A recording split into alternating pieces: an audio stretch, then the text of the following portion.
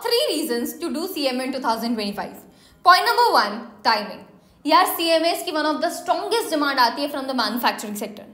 और जैसे जैसे world is looking for options of manufacturing outside China, India is one of the preferred option for them. Is it true? क्या सच में India is the preferred option?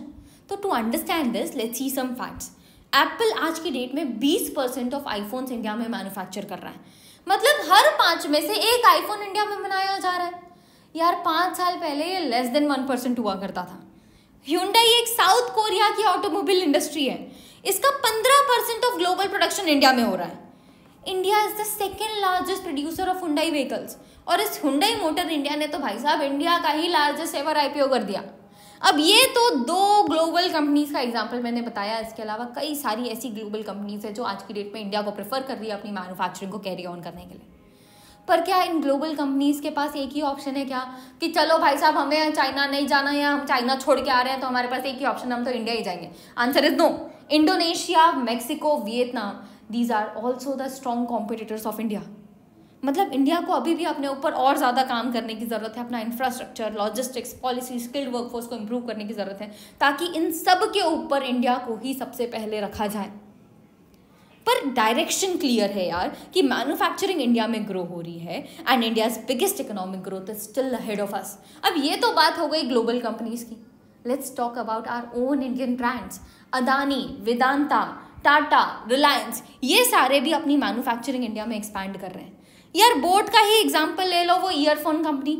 इन्होंने collaborate किया with comedians and influencers to proudly say कि we manufacture in India now. तुम्हें पता है this made in India is a new cool now.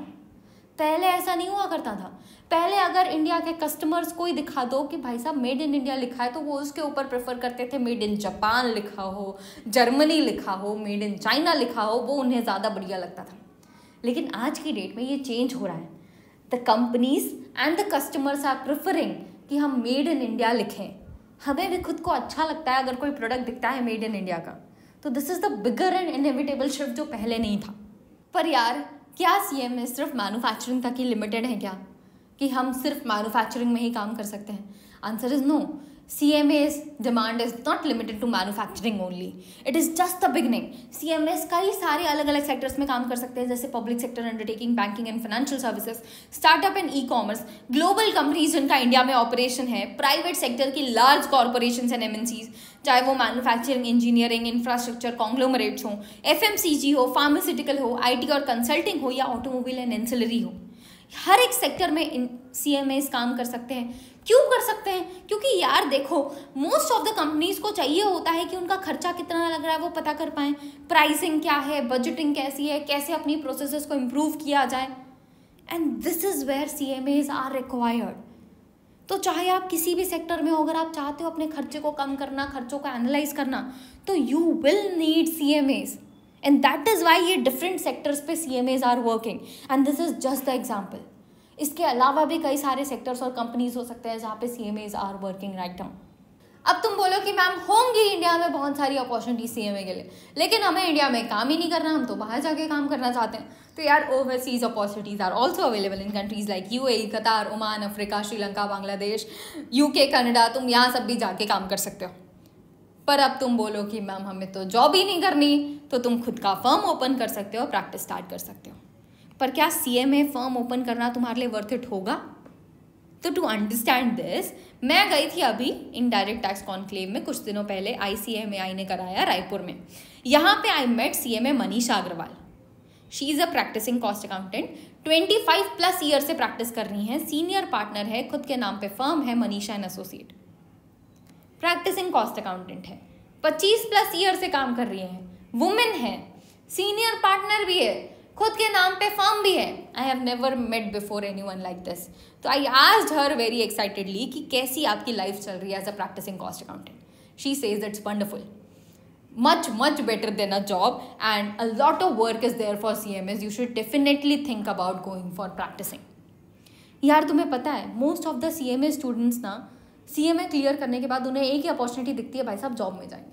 Job में I understand कि तुम शुरू से अर्न करना चालू कर देते हो, लेकिन प्रैक्टिस पे तुम अगर अपने ऊपर थोड़ा सा ज़्यादा काम करो, 1-2 साल डालो, अपने अच्छे से एफर्ट्स मारो, तो you can earn much more than what you will earn in a job. It's just that कि शुरुआत के सालों में हमें अच्छे से एफर्ट्स मारने पड़ेंगे, हमें अलग अलग मीटअप्स में जाना पड़ेगा, हम जहाँ पे अपने आप को इंट्रोड्यूस करा पाएँ अपने दूसरी कंपनीज से, ताकि वो लोग जानें आपके बारे में, अपने आप को कॉन्फिडेंटली हम प्रेजेंट कर पाएँ. हमारे पास अच्छी खासी नॉलेज है, हमें कोई भी एक अच्छा ग्रोथ करने से नहीं रोक सकता. तो मतलब एक और अपॉर्चुनिटी तुम्हारे पास अवेलेबल है जो you might not being considering. तुम अपना खुद का CMA फर्म ओपन कर सकते हो. यार CA और CMA फर्म दोनों के लिए सिमिलर टाइप के काम कई सारे अवेलेबल होते हैं, लेकिन कौन लेके जाता है उन्हें? मोस्टली CA फर्म्स लेके जाती है. क्यों? क्योंकि उनके पास स्ट्रेंथ है, बहुत सारे मेंबर्स हैं जो कम्पीट करते हैं और अच्छे से ले जाते हैं सारे टेंडर्स मोस्टली. तो तुम अगर अपनी तरफ से एफर्ट डालो, एक ग्रुप ऑफ लोगों को जोड़ो जो CMAs हैं, उन मेंबर्स को लाओ अपने फर्म में और फिर उसके बाद कम्पीट करो, तो शायद तुम्हें भी अच्छी खासी अपॉर्चुनिटीज़ मिल सकती हैं. It's just that you have to put efforts in the starting years of your firm.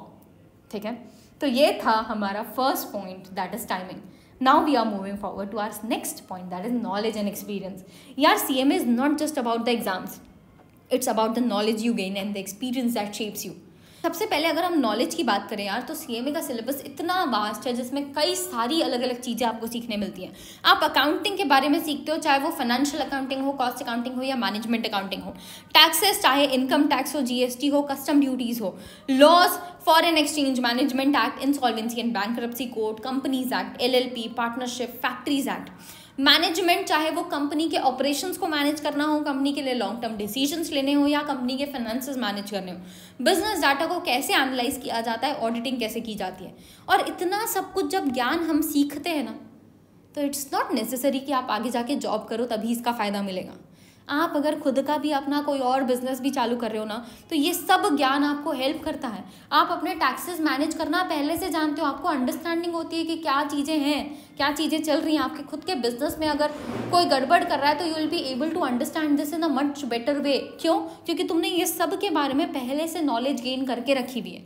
अगर खुद का बिजनेस ओपन करना है, खुद की एक प्राइवेट कंपनी बनानी है, कैसे बनाएंगे? कंपनीज एक्ट के थ्रू देख सकते हैं. लिमिटेड लायबिलिटी पार्टनरशिप फॉर्म करनी है, कैसे बनाएंगे? हमने कंपनीज एक्ट के अंदर पहले से पढ़ रखा है. So this knowledge gives you immense amount of information जो आपको आगे बहुत ज़्यादा हेल्प करता है. मैं भी आज की डेट में अपना GST, अपना इनकम टैक्स खुद से अंडरस्टैंड कर पाती हूँ, GST खुद से फाइल कर पाती हूँ.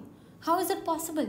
मैंने पहले कभी GST फाइल नहीं किया, प्रैक्टिस में भी कभी GST फाइल नहीं किया, खुद से कर पा रही हूँ अभी. फिर भी क्यों हो पा रहा है? क्योंकि I have an understanding about all of these. कहाँ सीखा? जब मैंने पढ़ा था इन सब के बारे में. तो this knowledge gives you immense amount of information जो आपको आगे जाके हेल्प करती है ना. लेकिन यार सिर्फ नॉलेज से हो पाएगा क्या? Answer is no. नॉलेज हमें स्टैंड आउट नहीं कराती. हमें रियल लाइफ एक्सपीरियंसेस जो मिलते हैं वो हमें स्टैंड आउट कराता है, जो हमें आर्टिकलशिप के अंदर मिलता है. एंड CMAs के लिए मैंडेटरी ट्रेनिंग होती है. ये मैंडेटरी ट्रेनिंग पहले 6 महीने की हुआ करती थी. वहीं मोस्टली हम CMA जब आता है तो हम CA के साथ कंपेयर करते हैं. तो यार CA और CMA समवॉट सिमिलर टाइप के ही कोर्सेज हैं, लेकिन यहाँ मैंडेटरी ट्रेनिंग पहले 6 महीने की थी, यहाँ 2.5 साल की थी. तो ये पर्सन जो CMA कर रहा है और ये पर्सन जो CA कर रहा है, इनके बीच में कई सारे डिफरेंसेस होते थे. कई सारी चीज़ें थी जिसमें ये ज़्यादा अच्छे से स्टैंड आउट कर रहा था. इनका बात करने का तरीका, इनका confidence, how they handle the real life situation, वो ज़्यादा बेटर थी as compare to that of a CMA. लेकिन आज की डेट में ये चेंज हो चुका है. CMA इंस्टीट्यूट ने ये ट्रेनिंग आपकी 15 मंथ्स की कर दी है और CA इंस्टीट्यूट ने 2.5 साल को हटा के 2 ईयर्स मतलब 24 मंथ्स की कर दी है. तो समवॉट सिमिलर टाइप का ही ट्रेनिंग एक्सपीरियंस आपको मिल रहा है. And I can say from my experience that it completely changes you. 6 महीने में आदमी कंपनी ज्वाइन करता है, उसी में 6 महीने खत्म हो जाता है. यार कुछ सीखने को नहीं मिलता वहाँ. लेकिन अब आपको ये 15 मंथ्स के अंदर अच्छी खासी अपॉर्चुनिटी मिल रही है, बहुत सारी चीज़ें सीखने मिलती है आपको. ऑडिट कैसे किया जाता है, अगर आप ऑडिटिंग में जा रहे हो, किसी CMA या CA फर्म को ज्वाइन कर रहे हो उस 15 मंथ्स के पीरियड के लिए, तो ऑडिट कैसे किया जाता है, डिफरेंट सिटीज़ में कैसे जाके हम ऑडिट्स कैसे परफॉर्म करते हैं, नए लोगों के साथ इंटरैक्ट करना, गवर्नमेंट ऑफिसर्स के साथ डील करना, डॉक्यूमेंट इशूज़ को हैंडल करना, मिस्टेक अगर कॉस्ट रिकॉर्ड में हो रही है तो उसे कैसे रेक्टिफाई किया जाए, टफ क्वेश्चंस ड्यूरिंग ऑडिट को आंसर करना, रिस्पॉन्सिबिलिटीज लेना. You are constantly forced out of comfort zone and this is what makes us skilful and confident. And this is where actual growth happen, जब आप अच्छे से एक ट्रेनिंग को लेते हो ना. इट्स नॉट नेसेसरी कि आप ट्रेनिंग सिर्फ CMA फॉर्म या CA फॉर्म में करो. आप किसी कंपनी में भी पहले से ज्वाइन करके सीख सकते हो कि काम कैसे होता है. और ये 15 महीने is more than enough to understand कि कैसे कंपनी में काम हो रहा है, ताकि आगे जाके जब आप अपना प्लेसमेंट वगैरह हो रहा है, आप किसी भी जगह जॉब में ज्वाइन कर रहे हो, तो यू हैव एन अंडरस्टैंडिंग कि कंपनी में काम कैसा होता है, आप एकदम ऐसे ब्लैंक नहीं जाते. You are now a professional rather than a student. कौन बनाता है आपको ये? आपकी आर्टिकलशिप आपका ये ग्रोथ कर पाती है. नाउ टू अंडरस्टैंड दिस कि ये जो प्रैक्टिकल ट्रेनिंग है वो तुम्हारे लिए कितनी हेल्पफुल हो सकती है. मैंने ना CMA क्लियर किया है फर्स्ट अटेम्प्ट में. I got an all India rank और मेरा कैंपस प्लेसमेंट भी क्रैक हो गया. ना तुम्हें बताऊं यार, कैंपस प्लेसमेंट मैंने मुंबई में दिया था. 4 दिन होता है, ठीक है.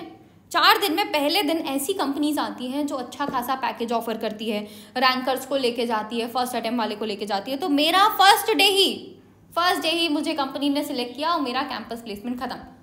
तुम्हें बताऊं, वहीं अगर एक मल्टीपल अटेम्प्ट वाला पर्सन होता तो उसे फर्स्ट डे तो पहली बात अपॉर्चुनिटी ही नहीं मिलती, किसी कंपनी में बैठने का मौका ही नहीं मिलता. उसे मिलता सेकेंड, थर्ड या फिर फोर्थ डे मोस्टली, है ना. तो मतलब जिसका रैंक आया है, जिसका फर्स्ट अटेम्प्ट में क्लियर हुआ है, उसके चांसेस यार 50% ज़्यादा होते हैं एज़ कम्पेयर टू एक ऐसा पर्सन जो मल्टीपल अटेम्प्ट लगा के आया है. तो तुम्हारा पहले से ही कंपनी मान के चलती है कि तुम तो बढ़िया करके आए हो पहले से ही, मतलब तुम आगे भी हमारी कंपनी में बढ़िया मेहनत कर सकते हो. एंड दिस इज़ द फायदा of getting first attempt in ranks. वहीं एक ऐसा पर्सन जिसका नाम आकाश रखते हैं हम यहाँ पे, इसने CMA क्लियर किया, लेकिन इसके मल्टीपल अटेम्प्ट्स लग गए क्लियर करने में. अब एज मल्टीपल अटेम्प्ट लग गए तो पहले दिन तो इसे अपॉर्चुनिटी नहीं मिली, दूसरे दिन वाली कंपनीज ने इसे रिजेक्ट कर दिया, तीसरे दिन भी इसे रिजेक्ट कर दिया गया, चौथे दिन जो कंपनी आई उसने इसे सिलेक्ट तो कर लिया, लेकिन वो कंपनी कितना दे रही थी पता है तुम्हें पैकेज? 4 से 5 लाख का. एक बात बताओ यार, CMA कंप्लीट करने के बाद 4 से 5 लाख का पैकेज जिसने बोला भाई साहब मैं तो नहीं ले रहा ये, और फिर भी इसने रिजेक्ट कर दिया वो कंपनी को, टाटा बाय बाय बोल दिया. और उसके बाद भी वो कॉन्फिडेंट है कि कोई बात नहीं, कैंपस में नहीं मिला, मुझे बाहर मिल जाएगा, I get a good job बाहर भी. कहाँ से आ रहा है भाई साहब ये कॉन्फिडेंस? मल्टीपल अटेम्प्ट लगा के बैठे हो तुम, कैंपस प्लेसमेंट भी क्लियर नहीं हुआ, तुमने कुछ कंपनी को रिजेक्ट कर दिया, फिर भी तुम कॉन्फिडेंट हो. तो ये confidence was coming from the articleship. यार इसके जब जब मल्टीपल अटेम्प्ट लगे तो इसने ऐसा नहीं कि चलो सिर्फ अब तो पढ़ाई ही करेंगे, हम ट्रेनिंग वगैरह क्यों करें, हमारा ट्रेनिंग का मैंडेटरी पीरियड हो गया, हम छोड़ देते हैं. इसने अपनी ट्रेनिंग को कंटिन्यू किया. जब जब ये प्रिपेयर कर रहा था, जब जब ये री अटेम्प्ट कर रहा था, इसने अपनी आर्टिकलशिप को छोड़ा ही नहीं. ही जस्ट केप्ट गेनिंग एक्सपीरियंस. और जब इसने CMA क्लियर किया तो इसके पास 3 साल का सॉलिड आर्टिकलशिप का एक्सपीरियंस था. And guess what, he got a job off campus with a package of 16 lakh rupees per annum. No campus, no shortcut, just pure skill and experience. ये भी अगर चाहता तो मैंडेटरी ट्रेनिंग करने के बाद रुक जाता, जो मोस्ट ऑफ द स्टूडेंट्स करते हैं, लेकिन इसने इसे लाइटली नहीं लिया. And that mindset made all the difference. So whether you clear in one shot or it takes time, if you treat your articleship as a learning ground, you come out with skills and confidence जो आपके साथ पूरे life रहेगी, आपको अपने campus placement या off campus में opportunities दिला सकती हैं. ठीक है, तो take your articleship very seriously और बहुत अच्छे से अपनी आर्टिकलशिप को कंप्लीट करने की कोशिश करेंगे.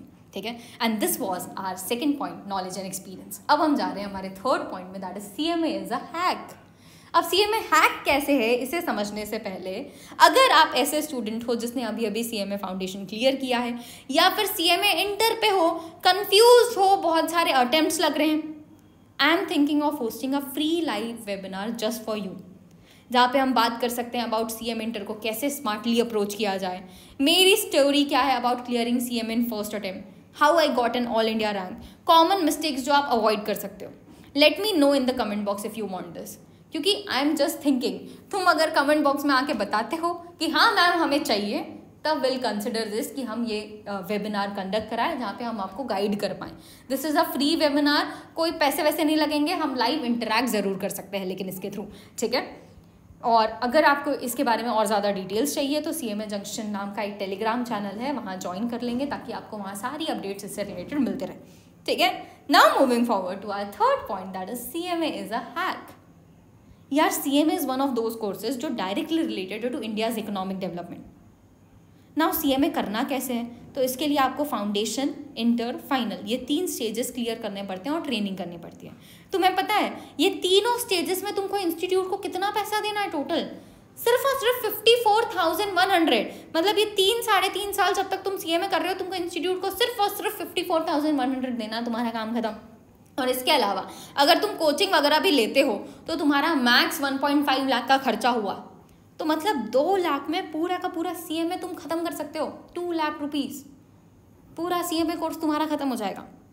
अब यार जब भी हम CMA की बात करते हैं CA आ ही जाता है, तो let's just compare them and see कि which one is beneficial for us, है ना। तो CMA हो या CA हो, दोनों में 3 स्टेजेस हैं, फाउंडेशन, इंटर, फाइनल, ठीक है। और बीच में एक ट्रेनिंग पीरियड आता है जो CMA के लिए 15 मंथ्स का है और CA के लिए 24 मंथ्स का है।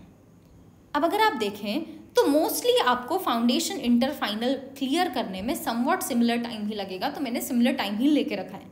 लेकिन डिफरेंस क्या क्रिएट कर रहा है, ये ट्रेनिंग का पीरियड, जो यहाँ पे 15 महीने का है, यहाँ पे 24 महीने का है। मतलब 9 महीने पहले तुम CMA कंप्लीट कर सकते हो with your complete mandatory training जो तुमने बढ़िया से कवर किया, ठीक है। और जॉब की अगर बात करें तो ऑन एवरेज 6 से 10 लाख यहाँ भी मिल रहे हैं, 6 से 10 लाख यहाँ ही मिल रहे हैं। तो बताओ ज़रा डिफरेंस कहाँ है। और साथ ही साथ तुम्हें एक और बात बताऊं, अगर तुम पासिंग परसेंटेज देखोगे, this is the passing percentage of recent attempt, ठीक है। तो CMA का अप्रॉक्सीमेटली फाउंडेशन के लिए 40% है, इंटरमीडिएट 21.6%, फाइनल 34%। वहीं CA के लिए foundation is 15%, intermediate 16.47% and final is 22%।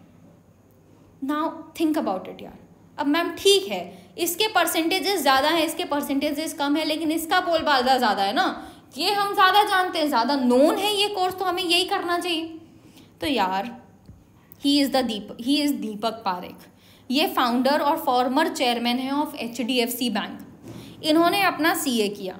ये CA चाहते तो इंडिया से कर सकते थे, लेकिन इन्होंने CA कहाँ से किया, लंदन से किया। क्यों किया, क्योंकि जब ये CA कर रहे थे तो इंडिया में पासिंग परसेंटेज था CA का 3 से 4%, वहीं लंदन में था 30 से 40%। मतलब इन्होंने परसेंटेज को इम्पोर्टेंस दी।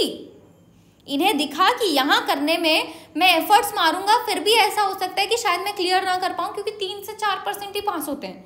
यहाँ 30 से 40% है, मतलब मेरे यहाँ क्लियर करने के ज़्यादा चांसेस हैं। और वही चीज़ तुम्हें यहाँ दिख रहा है। अगर तुम्हें जाके एट द एंड जॉब ही करना है जिसका एवरेज पैकेज समवॉट सिमिलर ही है, तो तुम चाहे CA करो या CMA करो, तो you are going to earn somewhat similar only. लेकिन यहाँ परसेंटेज थोड़ा कम है, यहाँ परसेंटेज थोड़ा ज़्यादा है, तो यहाँ चांसेस ज़्यादा है तुम्हारे क्लियर कर जाने के। And this is for now, you never know कब ये चेंज हो जाए। और ये हो भी क्यों रहा है ये समझेंगे। यहाँ कंपटीशन बहुत ज़्यादा है, बच्चे बहुत ज़्यादा हैं यार, 5 से 6 लाख बच्चे हैं इधर मुश्किल से 1 लाख बच्चा होगा। तो यार कंपटीशन बहुत कम है, जिसकी वजह से ये परसेंटेजेस हमें बहुत ज़्यादा दिख रहे हैं। और तुम ऐसा बोलो कि मैम ठीक है CMA करके शुरुआत चलो समवॉट सिमिलर हो रही है, लेकिन आगे जाके ग्रोथ नहीं होती होगी ना इन CMA वालों की, तो यार इट्स नॉट नेसेसरी। तुम CMA बन के भी CFO बन सकते हो कंपनी के। जाके देखो रिलायंस जियो का CFO कौन है, CMA है, ठीक है, उसने भी CMA किया है। तो इट्स नॉट नेसेसरी कि तुम CMA कर रहे हो तो तुम्हारा ग्रोथ नहीं होगा, तुम भी कंपनी के एक अच्छे पोजीशन पे जा सकते हो CMA करके भी। और यार तुम चाहे CMA करो या CA करो, it doesn't matter, top 20% of the लोग जो होंगे ना वो अच्छा ही कमाने वाले हैं। अब ये टॉप 20% कौन होते हैं, जिन्होंने अपने एक्सपीरियंस पे काम किया, अपने ट्रेनिंग पे बहुत अच्छे से काम किया है, उन्होंने अपने नॉलेज पे काम किया, अपने कम्युनिकेशन पे काम किया, अपने कॉन्फिडेंस पे काम किया है, they are going to earn huge, है ना। तो तुमको अगर वो 20% में आना है तो तुमको अपने तरफ से उतने एफर्ट्स डालने पड़ेंगे, अपने आप को अलग अलग एरिया में भी ग्रो करना पड़ेगा। It's not just about knowledge कि हम अपना ज्ञान, वो पढ़ाई वाला ज्ञान बस ले लिए हो गया। हमें अपने आप को हार्ड वर्क के लिए तैयार रखना है, हमें अपने आप को कॉन्फिडेंट करना है, कम्युनिकेशन अच्छी करनी है, अपने नॉलेज को और ज़्यादा बढ़ाते रहना है, अपने एक्सपीरियंसेस को और ज़्यादा बढ़ाते रहना है, इंप्रूव करते रहना है। तो no one can stop you. वो टॉप 20% तो अच्छा खासा अर्न करेंगे ही करेंगे अगर आप उसमें आते हो तो, ठीक है। अगर तुम आगे जाके गवर्नमेंट को भी सर्व करना चाहते हो ना, तो तुम्हारे पास एक और अपॉर्चुनिटी है जो सिर्फ और सिर्फ CA और CMA के लिए अवेलेबल है, that is Indian cost accounting service. This is class 1 central group A का service. Class 1 central group A का सर्विस एक और होता है, पता है, IAS के बारे में सुना है। ये भी इंडियन एडमिनिस्ट्रेटिव सर्विस है, ये इंडियन कॉस्ट अकाउंटिंग सर्विस है। दोनों के लिए UPSC के थ्रू ही एग्जाम होता है। ऑल इंडिया को ये सर्व करता है, ये सेंट्रल सिविल को सर्व करता है। बस इनके बीच में डिफरेंस क्या है, ये लॉ ऑर्डर मेंटेन हो रहा है कि नहीं, ये सारी चीज़ें चेक करता है, और ICAS की एडवाइजरी रोल प्ले करता है इन फाइनेंशियल मैटर्स। आप ऐसे समझ सकते हो कि IAS is the CEO of the district. वहीं ICAS कौन है? CFO है गवर्नमेंट प्रोजेक्ट्स का, ठीक है। तुम आगे जाके अगर ये भी करना चाहते हो तो एज अ CA और CMA आप ये भी कर सकते हैं। और यार सोच के देखो, तुम्हारा एम ही यही है, लेट्स एज्यूम कि तुम्हें जाके आगे ICAS ही करना है, तो बताओ ज़रा कौन सा बेटर है तुम्हारे लिए, CMA करना या CA करना? तो आज की डेट में एज परसेंटेजेस यहाँ ज़्यादा हैं, एज कॉम्पिटिशन यहाँ कम है, तो तुम्हारे लिए ये ज़्यादा बेटर होगा, क्योंकि यहाँ पे क्लियर करने के चांसेस तुम्हारे ज़्यादा हैं। देखो यार, तुम्हें CA करना है या CMA करना है, it's just your choice, completely your choice. मेरा काम था तुम्हें बेनिफिट्स बताना कि अगर तुम CMA करते हो तो तुमको क्या क्या बेनिफिट्स यहाँ पे मिल सकते हैं। I am not saying CA is not a good course, it's a great course, but आज मेरा काम यही था तुम्हें CMA के बारे में सारे फ़ायदे बताना जो मैंने तुम्हें यहाँ पे बताए। अगर तुम अभी डिसाइड करने वाले हो कि आगे जाके मुझे क्या करना चाहिए, तो you should compare CMA, CA, CS, MBA, बहुत सारे अपॉर्चुनिटी है एज अ कॉमर्स स्टूडेंट तुम्हें आगे जाके करने के लिए। तो you should compare all of them and then decide कि तुम्हारे लिए सबसे बेस्ट क्या होगा, ठीक है। आई होप आपको सारी चीज़ें समझ आई हों। And yes, I am thinking of conducting that webinar जो CMA फाउंडेशन अभी क्लियर किया है, जो CMA इंटर में है, स्टक है, बार बार अटेम्प्ट्स लग रहे हैं, फेलियर्स आ रहे हैं। अगर आपको डिस्कस करना है, we can have a webinar जहाँ पे हम अच्छे से डिस्कस करेंगे कैसे आप आगे जाके क्रैक कर सकते हो। अगर आपको क्लासेस लेनी है तो कैसे क्लासेस सिलेक्ट की जाएँ, ऑल इंडिया रैंक मैं कैसे लेके आई, कैसे मैंने फर्स्ट अटेम्प्ट में सारा क्लियर किया, चाहे वो फाउंडेशन हो, इंटर हो या फाइनल हो, इन सब के बारे में हम एक फ्री लाइव वेबिनार में डिस्कस कर सकते हैं। अगर आप चाहते हैं मैं ये वेबिनार कंडक्ट करूँ तो प्लीज़ मुझे कमेंट पर बताइए, ठीक है। तो मिलते हैं अगले वीडियो में। Till then happy learning everyone, Radhe Radhe, bye bye, bye everyone.